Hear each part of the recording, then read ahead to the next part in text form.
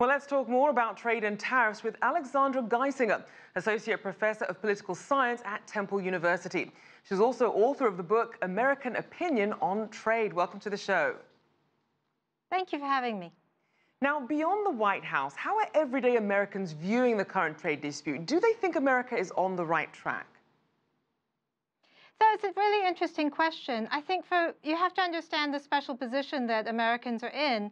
Even though trade is a huge portion of our of interest, and America is very heavily integrated into the global economy, as a percentage of the GDP, trade is actually relatively small given the sort of size of the United States economy. And that means that Americans are somewhat insulated. A lot of Americans, when you ask them, don't actually think that trade affects them directly. They don't think it affects their employment. So we have a sort of schism where we have a few sets of Americans who do feel the effects of trade. They feel strongly that their jobs should be more protected, or they're concerned about it. But in the studies I show, about 70% of Americans don't think that trade's going to directly affect their own employment. And that leaves them fairly malleable to sort of understanding framing by the president or other influences on their opinion. And speaking of that framing then, how do different socioeconomic conditions produce different opinions on this? So we tend to, in our models, think that people's opinions are going to be based on whether they are economically benefited or not from trade. But again, very few Americans see that directly. In the surveys I have, only about 20% think that they personally are affected or hurt by trade. And an even smaller amount, 10%, think that they're aided by trade. That leaves 70% of people who, don't see that they have a particular reason to dislike the policy. That leaves them to be influenced by what they think trade is doing for other people in the economy. And we have seen over the last few decades that the media and politicians tend to focus on the negatives of trade. They see factories closing down, jobs lost. And so what's interesting is even though 70% of Americans don't think that trade affects them personally, 60% have very negative beliefs about how trade affects employment in the U.S. And so, over the last few decades, they've been conditioned to think that trade is hurting American jobs in general, even if they don't think it's hurting their own particular job. So then to that point, how much weight do these opinions have with actual U.S. policymakers, particularly the president?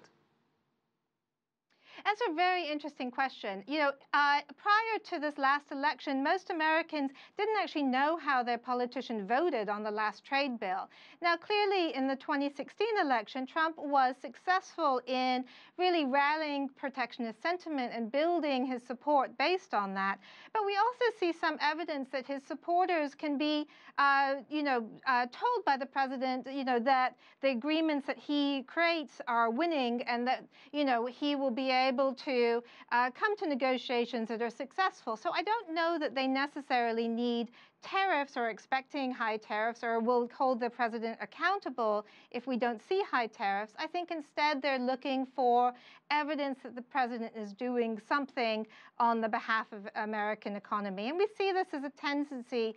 Politicians talk about being strong or doing something. And the policy doesn't have to be tariffs in particular. People can be convinced that, say, after Trump came back from China, he had promised going to China that we were going to put down tough tariffs. And he came back from China last October talking about how there was going to be new investment and new relationships with China, and that would be great. So I think Alexandra, because I would like to relate this not just to how trading is viewed by Americans when it comes to China. Does it matter to them whether it's other major trading partners, for example, Canada?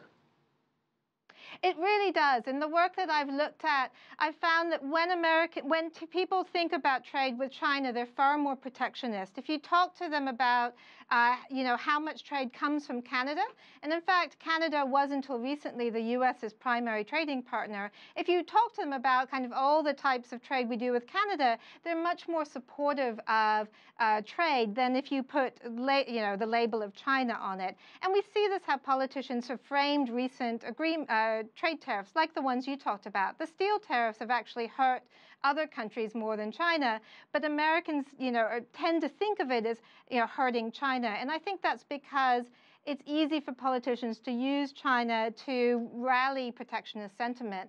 And it will matter if we're thinking about other trading partners. All right, thank you so much for your insights, Alexandra Guisinger of Temple University.